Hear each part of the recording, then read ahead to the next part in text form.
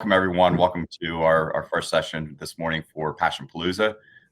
We've built this event as basically an exploration of entrepreneurship and the passion that sits behind entrepreneurship, and have a whole series of topics today that are associated with that.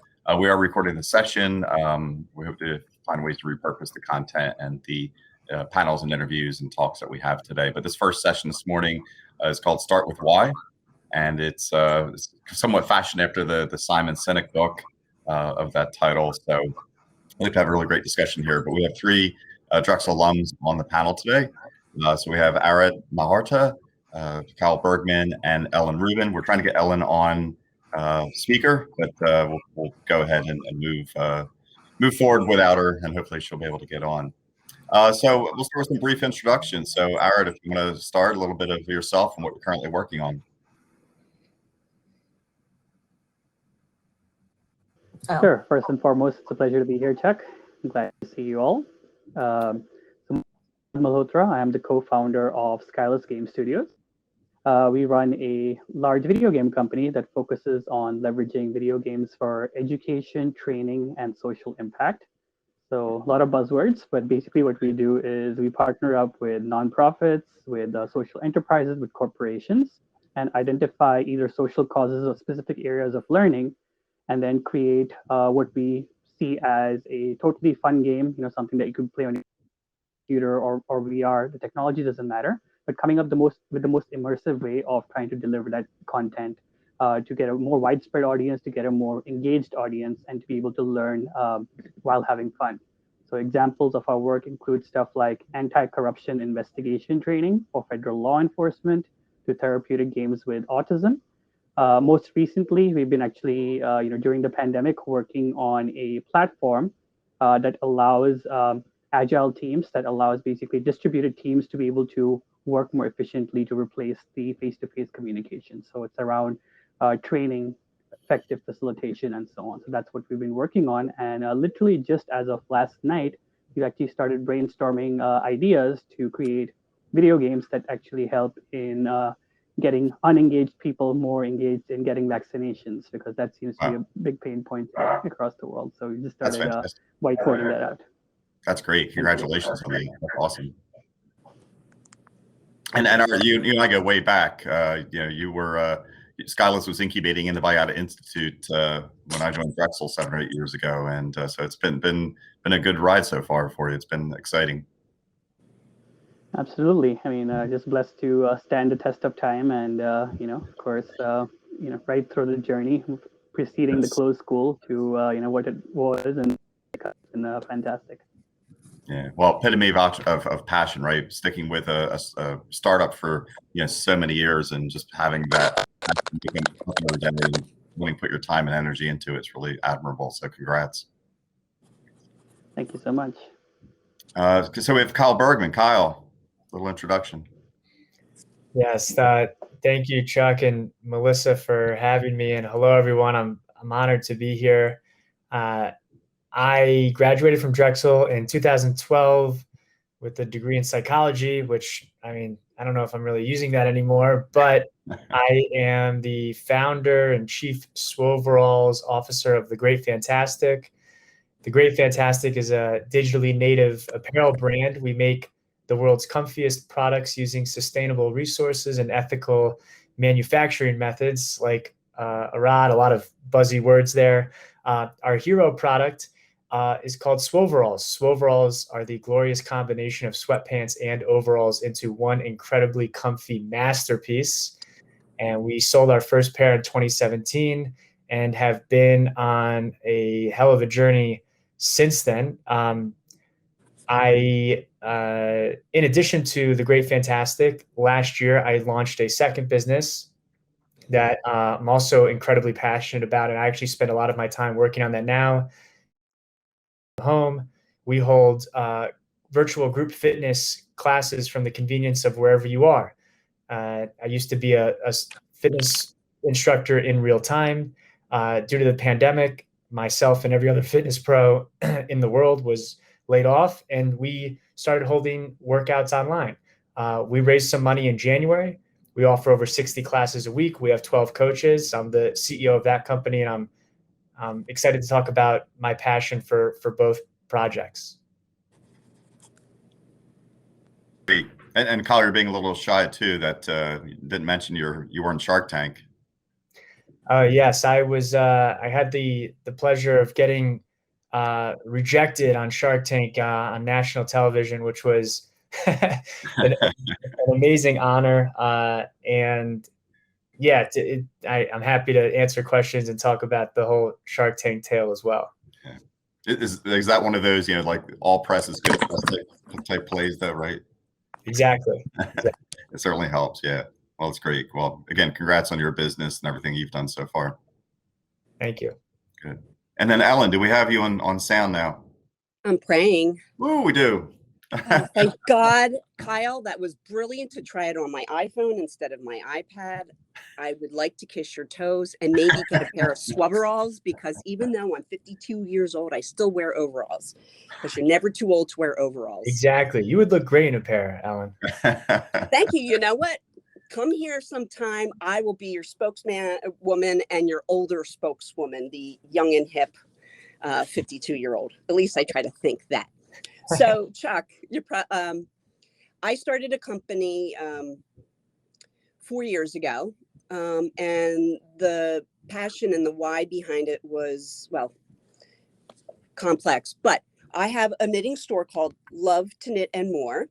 But more importantly, and the passion behind it, is really a company, a nonprofit that we were able to start right during the pandemic. Which is called Therapeutic Crafters and Call. And that's really the heart of the business, which is to do outreach in the community with different populations of people to teach them how to knit and crochet for the therapeutic value. That's at the heart of it. That's great. That's great. Ellen, what your Drexel year of graduation, yes. Do you want to mention that? Yes. I am the only person that here graduated in the 1990s. I'm a Drexel BS in biology in 1992. But I am proud to say that I come from a long line of Drexel alumni, including my father when it was the Drexel Institute of Technology, my uncle, and my daughter's there now, my brother, etc. So we believe in and love Drexel University. That's great. Well, it's great just to have a great group of alum here today, just participating. And we didn't know when we were scheduling this event today. Today's actually what's called the Day of Giving, the annual Day of Giving. So we're going to get a lot of buzz around this event today, around Passion Palooza, just tied into that, which is really awesome. So glad you guys are again all here today. So I want to start with passion. That word is thrown around a lot in entrepreneurship, right? We hear about passion entrepreneurs and passion in entrepreneurship. How do you define passion? And I'll let anyone jump in. I define passion as something, and I think, Chuck, you might have mentioned it in one of your emails. I literally wake up every day excited to do what I'm doing. And I frequently, though inadvertently, made this pun initially. Every fiber of my being told me that this is what I was put on this earth to do. And not a day goes by that I'm excited. I might be exhausted, but I'm excited. So that's why. That's good. I like that. Excited, but exhausted. Arid, what's your definition of passion? Sure. I've been thinking about the question a lot ever since you told us you're going to ask us that. And, of course, we all have many, many buzzwords like we started with today. But I think for me, really what I was thinking about was sacrifice. Because, yes, you're excited about a lot of things. What you get excited about changes, every few months, every few years. Today it's a technology, tomorrow it's a cause. There could be something new that, depending on the phase of life you're in, you could basically follow. Like Kyle mentioned, he's already, on his second passion, right? So I think it's something that you're willing to actually sacrifice everything else for, something that you're willing to, once that honeymoon period is over, you're willing to still stick by it, to college to be able to make it happen. I think that's what kind of separates passion from something which, again, is something that you might love, interest. Sustained to me is, I think, how I would describe it. Something that you're willing to sacrifice for. Sacrifice. I like that. That's a really good definition, because sure, entrepreneurship oftentimes is a lot about sacrifice, right? You're giving up. There's sometimes that opportunity cost of, I could have gotten, day job making six figures, but I'm now, toiling in the startup, making no money, but I'm just so passionate about it, and I'm going to sacrifice a lot of things in order to get there. Hopefully not the wrong things, right? There's always a balance there, but I love that. That's another great definition. Kyle, what's your thoughts? Yeah, I love both of those answers. And I too, when Chuck sent out that email, which thank you for giving us a heads up to think about it, because it's a difficult question for me. I think I'm one of those people that I'm like, I feel apathetic to a degree about a lot of things. I'm like, am I passionate? What does that feel like? And I think sacrifice, and I would almost take the inverse of what Ellen said.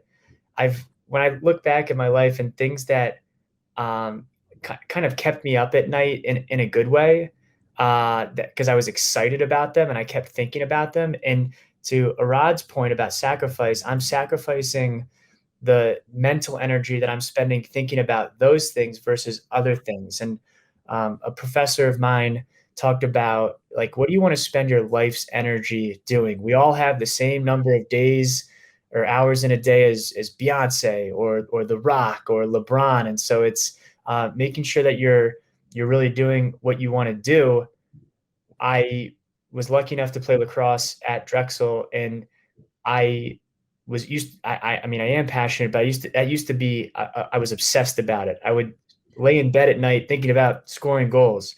Now I lay in bed at night thinking about how I can sell sweatpant overalls and how I can help change people's lives from a fitness standpoint. So that's in a long-winded way what passion means for me. That's great. I mean, that's again another great definition, and it's all very personal, right? In terms of how we think about what is passion.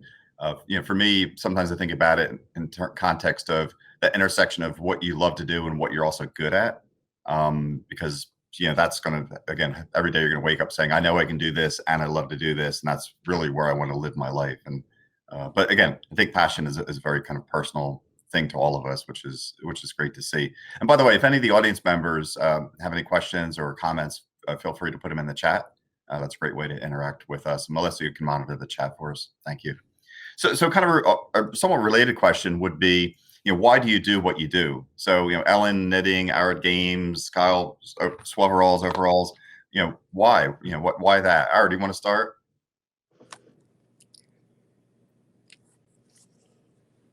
Up there, good. Sure. Yeah, why do you do what you do? Why yeah, games? Sure. So it's actually pretty interesting because most people in the game are very hardcore gamers or in love with gaming technology, whether that's in terms of esports or just playing games competitively or passionately. It's interesting because I'm not a big gamer. I do game. I did have a history of growing up with video games, but I'm not obsessed with video games in general. What I do really care about, which has kind of been the guiding light or the core to, I guess, my passion, has always been philanthropy and how to basically use and leverage different ways to make the world a better place in a quantifiable manner. Not just, become a billionaire and write a check, but really give as you go. I think that's kind of been the core. Now, as far as video games are concerned, what's interesting is, and what kind of got me interested in gaming beyond just a hobby, was the fact that most people aren't looking at games as they are today. They are a psychological medium where you can actually influence behavior, not just a technology tool or end product. There are 21 billion hours being clocked roughly across the world every week with people playing games. There's more gamers over the age of 50 than under the 18, and the average age of a gamer is almost 35.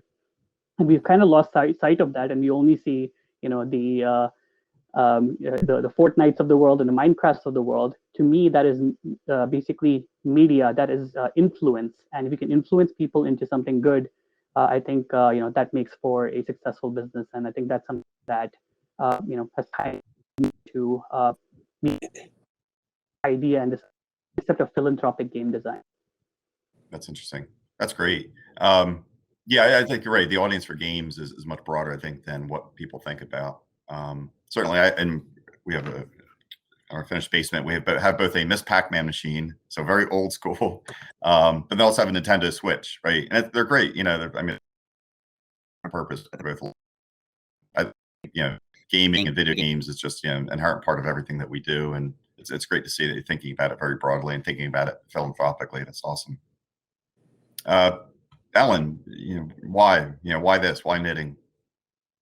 Well, for people that don't really knit or crochet, they don't quite understand.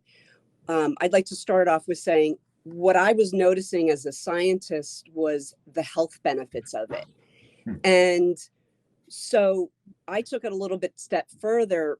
And as Arad mentioned, I, being the older of the two other entrepreneurs here, I have, just like many people, experienced a loss in my life, loss of different natures. And as you get older, it increases. It does make you more resilient, and it makes you much more powerful, and you find strength that you never had. But I had lost a dear friend, Cheryl, who was also a Drexel graduate.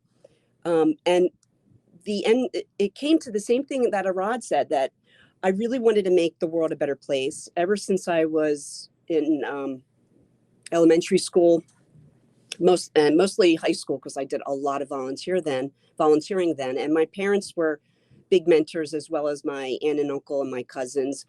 I wanted to make people's lives better. And when I was proposed with the possibility of having some assistance with getting started, I thought about it long and hard, because I don't do anything halfway.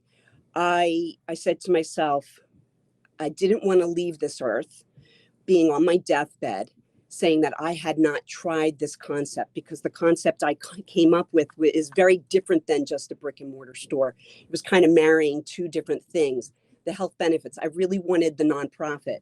The nonprofit would not be successful without having a brick and mortar store, because I needed to do something very different. It's unique. I needed to teach people how to teach. And one thing that I learned about was the power of exponential, and thought, by me teaching, and then the exponential benefits of that. So that's really, I wanted to make the world a better place. And I thought to myself, if other people could do it, I had experienced a lot of loss, and just why not? I had the why, but I also came to the conclusion, why not? If not now, when? I was 48 years old. And if I had this idea and this dream, which I did have, which when my cousins came to me and said, hey, do you want to do what you've been talking about for so long? I was talking about it for a very long time. Why not? That's interesting. Wow. And Kyle's a psychology major here. I think we should just do like a whole bunch of psychoanalysis today. Trust me, I did enough of that with going through some of those difficult things in my life. And it really did come at the end of the day. I did not want to be on my deathbed saying, gee, I had this really great idea that nobody else has done. Let's marry those two things and help people in hospital. We can go into that later. Thanks. Okay. No, that's great, Ellen. That's good. That's fantastic. Kyle, you're the psychology major. Why do you do what you do? Yeah, I think part of the reason I became a psychology major is also part of my why. The short answer is, I think Chuck talked about the intersection for people about what is challenging yet doable is where you find your passion. Well, my why is at the intersection of my inability to say no and being pissed off. And I'll kind of unpack why. I was frustrated that sweatpant overalls didn't exist, so I made them. I was frustrated that I was let go from my cushy group fitness job in New York City, so I started a fitness company. But taking kind of a farther step back, frustration with the way things were done. I think entrepreneurs inherently are problem solvers, and they want to maybe beg for forgiveness versus ask for permission. And I actually started at Drexel as a business administration major, and I was frustrated about what we were learning in class. It seemed kind of intuitive. The group projects were frustrating because only 2 people ever did the work. And then you had the concept of social loafing, which I ironically didn't learn until I became a psych major. But I was more interested in learning about consumer behavior. And so I took a lot of my frustration and I channeled it into solving problems.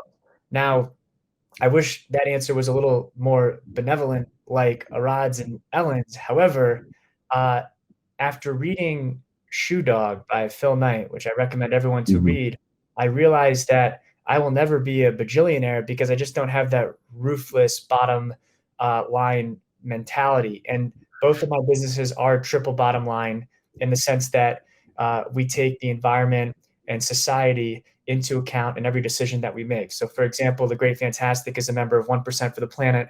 1% of our top line sales, not profits, 1% of top line sales are donated to nonprofits that are helping the environment. With Sweat from Home, we offer completely free donation-based classes every week because we want to democratize what a premium boutique workout can be like for anyone. And so it's great to be surrounded by like-minded social entrepreneurs, essentially, who are driven by helping others.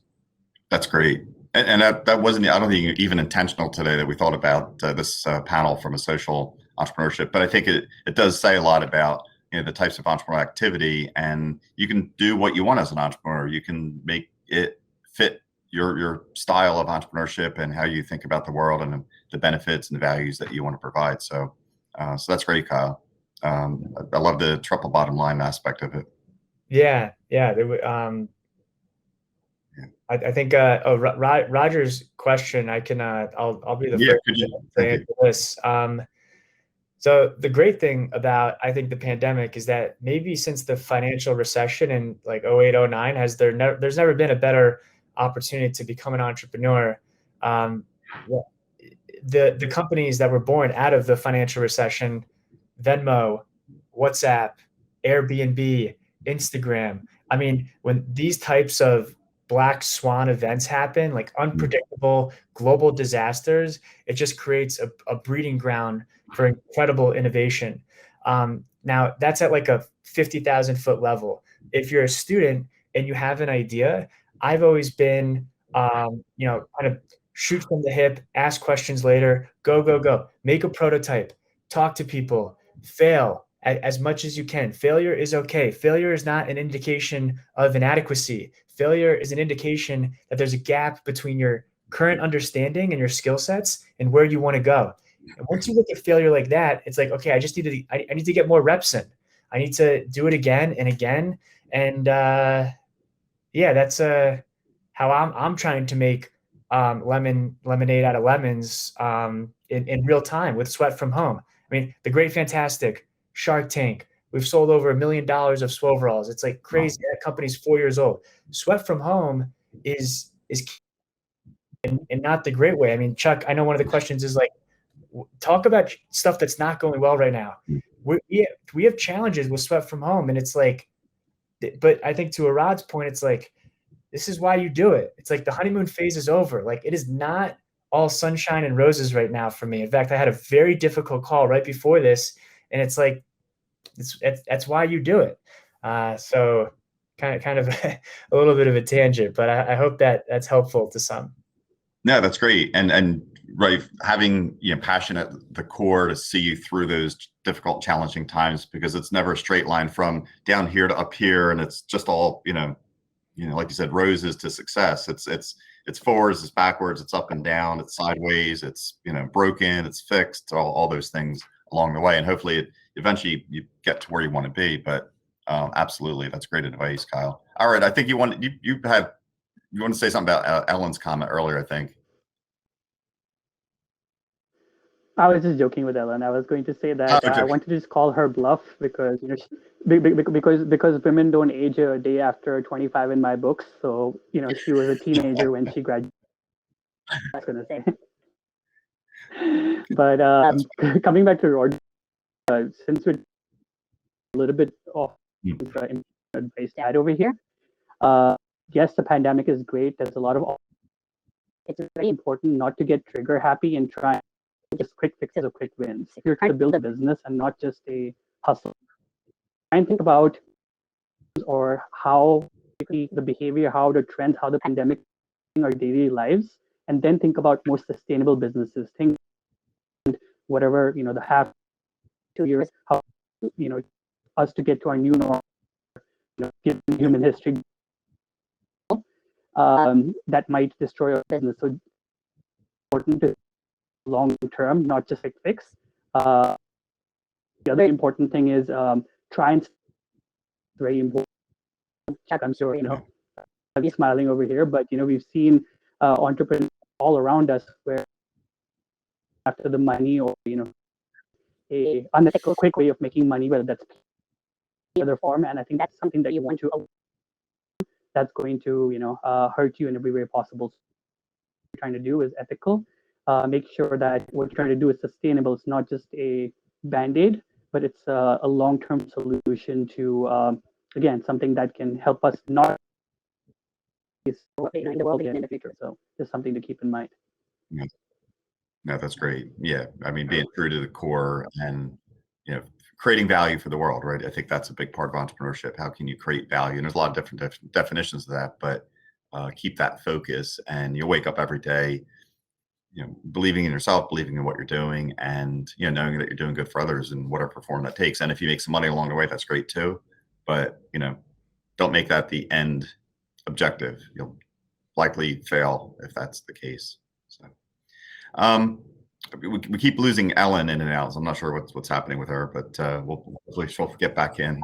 She's losing her mic, so she's going to log back in on her iPad and see if it works. Oh, no, she's going to try it again. Okay, all right, so we'll continue on. We're probably another 20 minutes, 15, 20 minutes or so as we move through this session. So question about others and getting others on the bus with you. And again, the Simon Sinek book, talked a lot about finding others who believe what you believe. And I guess, from building a team perspective and finding others that do believe what you believe, how easy or difficult has that been? And I know when you guys were in the Biata Institute, I think to this date, you still have the record for the biggest team that we've ever been able to accommodate. You guys used the entrepreneurship or used the Drexel co-ops remarkably, which was awesome. But I guess, roll forward to what you're currently doing, how easy or difficult has been to find people who believe what you believe and are also willing to wake up every day excited to start working? I'll take this one first. I think it's been very challenging, character building, to find the right people. And I think you have to, one of the things that I'm learning in hindsight to a degree is making your purpose and your brand's spirit as clear as possible so that people understand what you're trying to do, and you get the right people from day one. I've been on two very different paths in the last 5 years or so. With the Great Fantastic, I'm the solo founder and owner. I was the chief marketing officer. I was also the intern and the janitor and the creative director and everything in between. And that was great, but it was also incredibly stressful, and it can be difficult from a mental standpoint if you don't have a co-founder or a team to talk to about tough times. With Sweat from Home, I have two co-founders. So there's 3 of us at the top. We have 12 fitness coaches, and then we have 8 other team members that help behind the scenes. So overnight, we were a pretty big team, and it's everyone is so important. What we're learning is that people's interests and making sure, Chuck's point, making sure that you have people doing something that they can do well and are also passionate about, finding those intersections within your team is critical. And we've had some really valuable learning experiences where we didn't have the right person in the right job, and having those conversations. I think if there's one thing that people walk away from my little brief monologue right now, it's communication, and being as clear and transparent with your colleagues and everyone as you can. when building a team. That's great. That's great. That's so important. You can only, as an entrepreneur, you can only take things so far when you do need to find others to give you more bandwidth, essentially, and to really help you. And it's hard. It's a lot of the data points to the fact that team dynamics are one of the biggest killers of startups. Poor team dynamics, if it doesn't work out, you can really suffer. And a great team can take a difficult situation and turn it into lemonade, right? But a team that's not working well can take a really great idea and kill it if you're not careful. So, and really careful. Alan, we were talking about getting others on the bus with you, like finding others who believe what you believe, and how have you approached that, both in terms of maybe team members, but also even things like partnerships, external partnerships.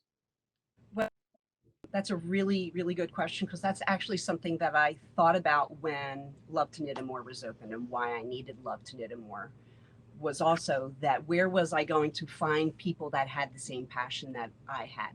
And I kept coming up to the reality I had to open up a brick and mortar store.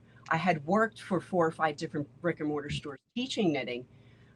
So I have been able to find those individuals who are passionate about it. And team dynamics, extremely important. And for me, because the situation I was in, it was all about the volunteers. Because I had no business experience per se. I had worked since I was probably 13 babysitting.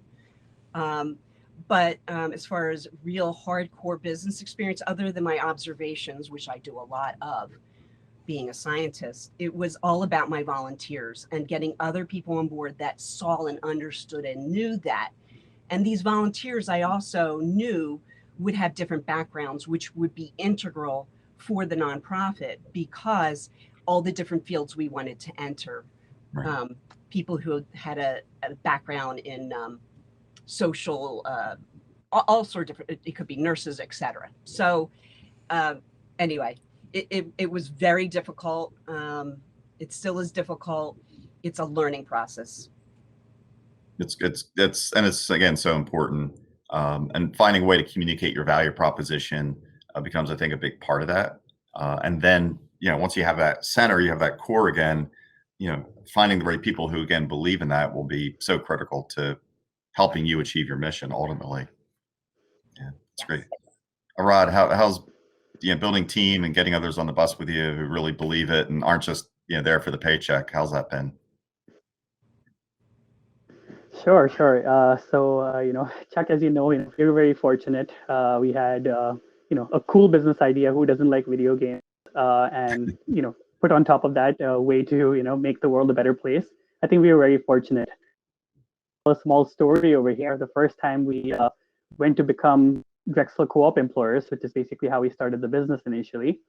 Drexel told us that because of our requirements being computer scientists, top of the stack resumes, 3D modelers, specialized people who usually get very high paid opportunities at large companies, they said if you even get a couple of applications, you'll be lucky. We really articulated the vision, talked about how we want to make the world a better place using video games. And the first time we applied, which was pretty much cold turkey, shot in the dark, we had 55 applications for 8 positions. 6 months later, we had 110 applications for 13 positions. A couple of years down, we were literally getting 1,100 to 1,200 applications for these positions where we were hiring, up to 25, 30 people at a time.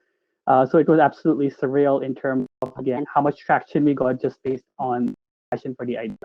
I do want to take a slightly different though, because I think finding people, again, initially who are willing to take the lead, but it's, again, the honeymoon period, right? The fun are doing well. I want to, what we storming phase. It's basically the tough times essentially. So when you have a team dedicated that is, but then they see that the project isn't going in the right direction.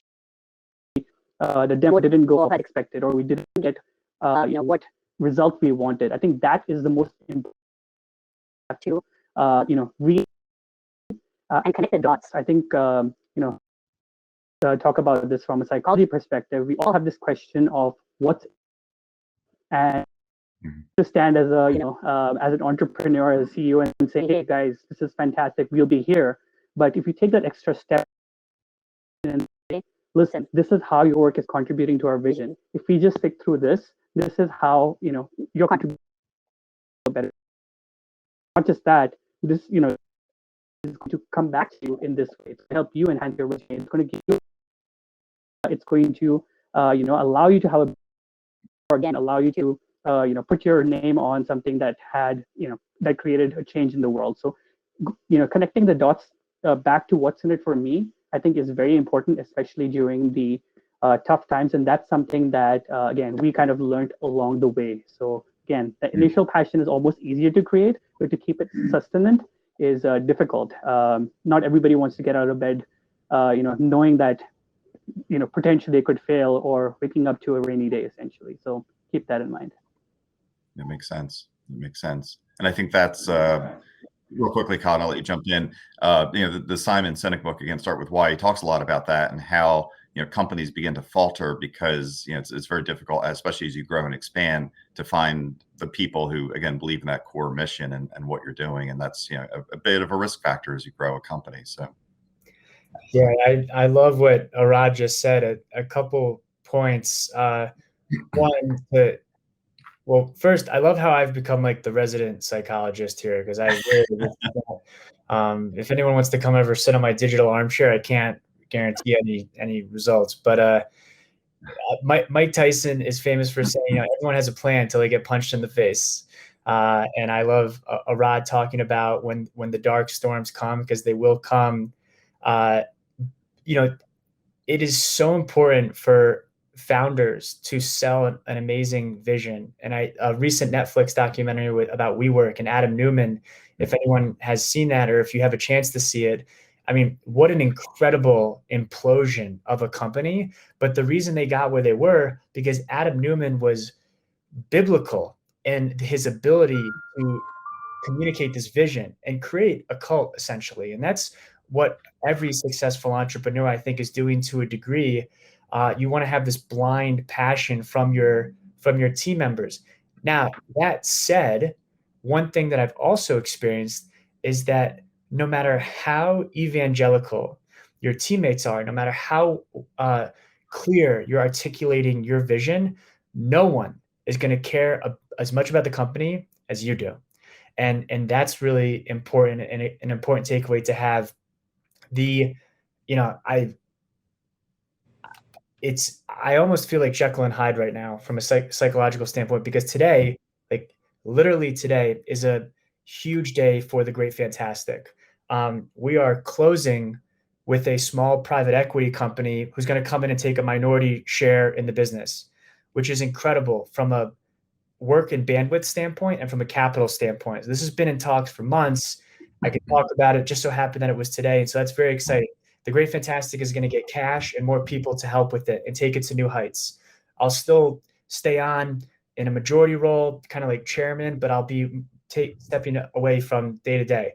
On the other side, Sweat from Home has probably like a 6-month run rate before we run out of money and go out of business, or we have 6 months to figure out what the hell we're going to do and grow and give our investors a return.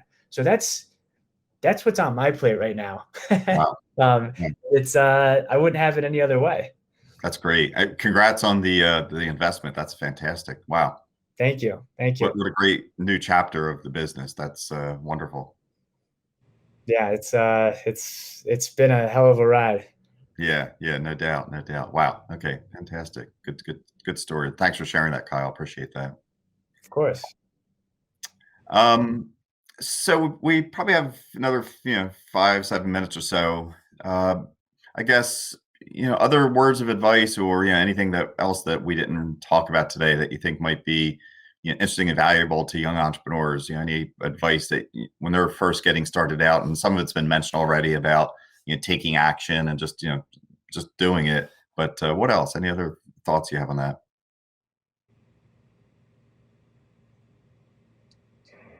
Ellen? Wow. I always have a lot to say.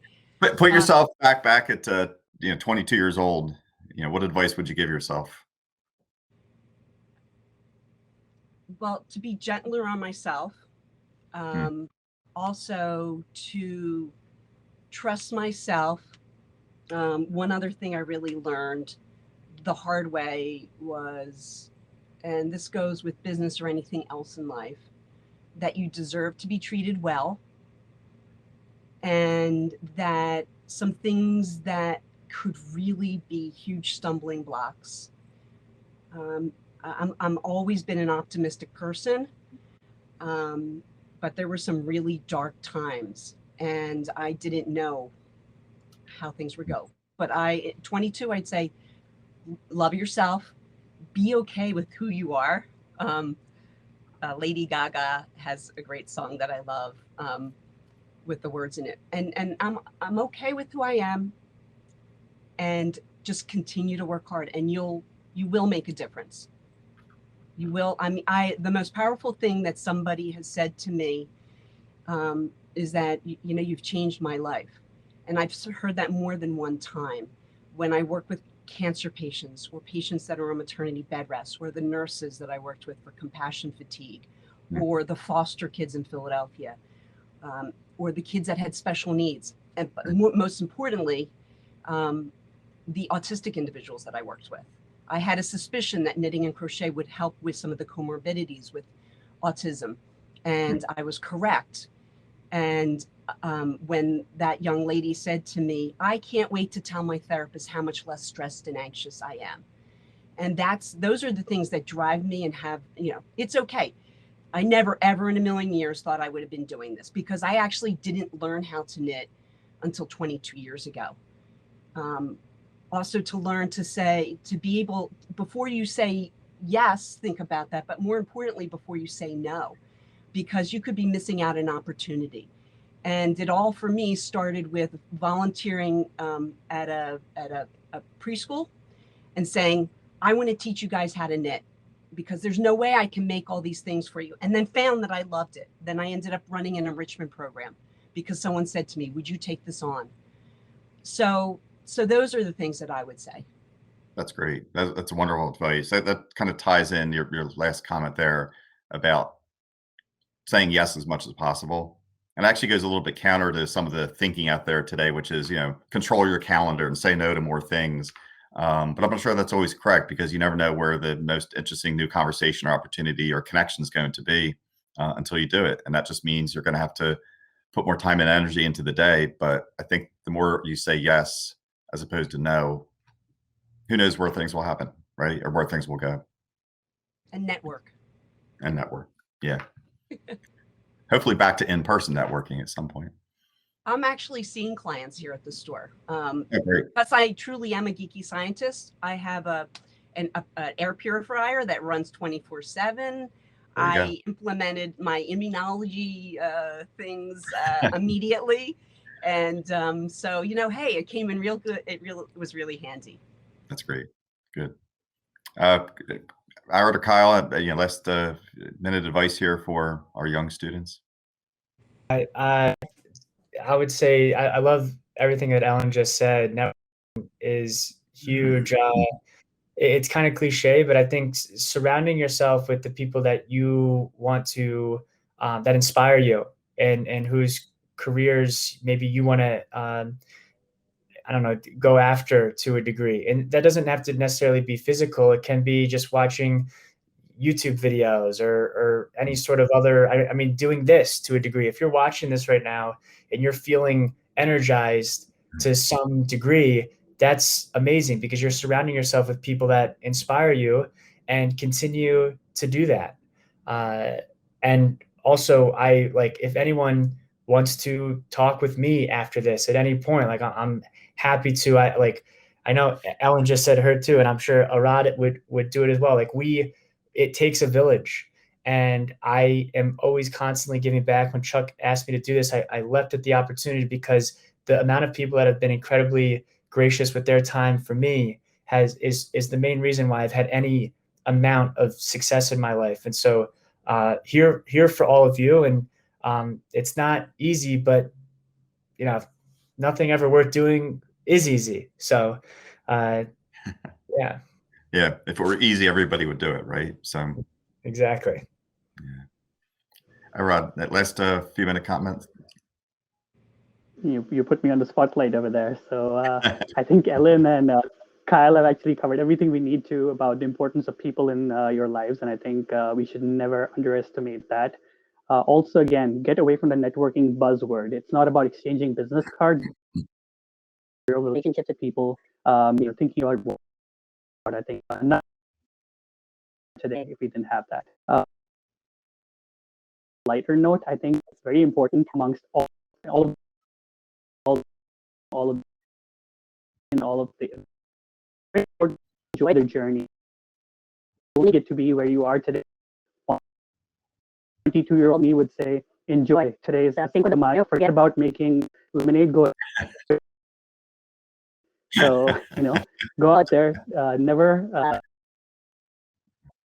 never forget to. It's not fun. It's not. I think Kyle started off talking about how we have limited hours in a day. Yes, the hard work does pay off, but at the end of the day, if you're not satisfied, if you're not sleeping, you're not mentally satisfied, you might fall into this trap.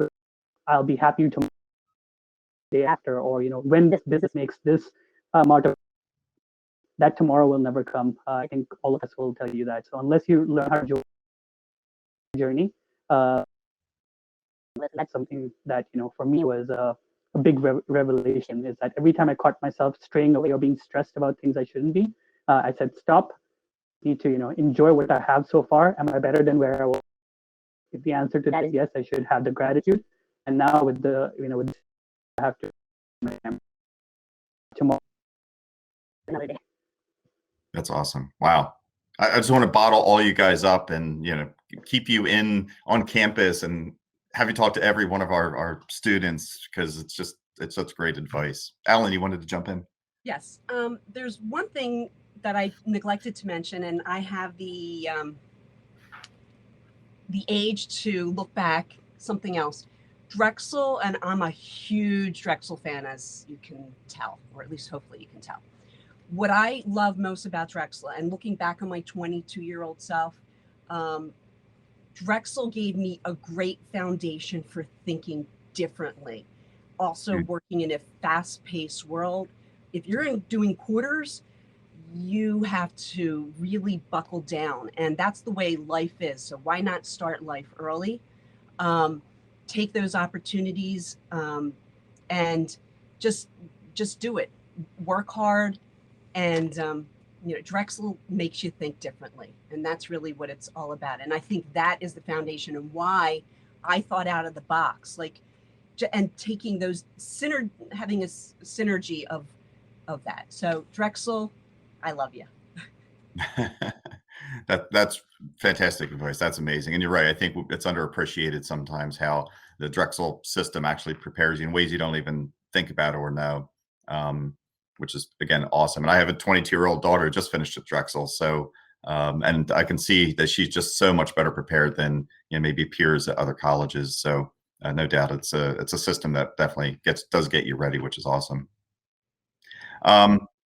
Thank you, guys. I'm just so honored and blessed to be with here today. Your advice was just like spot on, so amazing. I really appreciate your time today. Congrats on everything that you've done.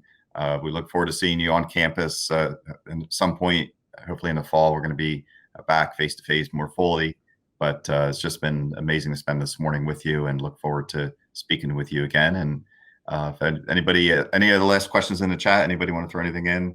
But if not, we will let everybody go and get off to the business of the day. And good luck with everything. And Kyle, again, congrats on your investment deal. Thank you. And thanks, Chuck and Melissa and everyone for having us. Ellen, Arad, nice to virtually meet you and chat with you. This was an honor. Thank you. So can I just say before we get off of this session, our next session is with Nima Atamati, who is the founder and owner of Cake Life Bake Shop, and he is also a television star like you, Kyle. He was on Food Network's Cupcake Wars and won. So that should be a really interesting conversation with him. So that's coming up next. And I am going to go buy a pair of Sloveralls. Yeah, I think Dragons 15 is good for 15% off. Let me just double check. There, we'll do this in real time. Awesome. I'm going to start wearing. Dragons 20% off. Dragon 20. Nice. All right. Thank you. Thanks for sharing that. Thank you, Hey, you're Kyle. welcome. You're All right. right, great. All All right. right, thanks Have a everyone. So great- nice meeting have a good you. day. All right. See ya. Bye-bye. Thank you.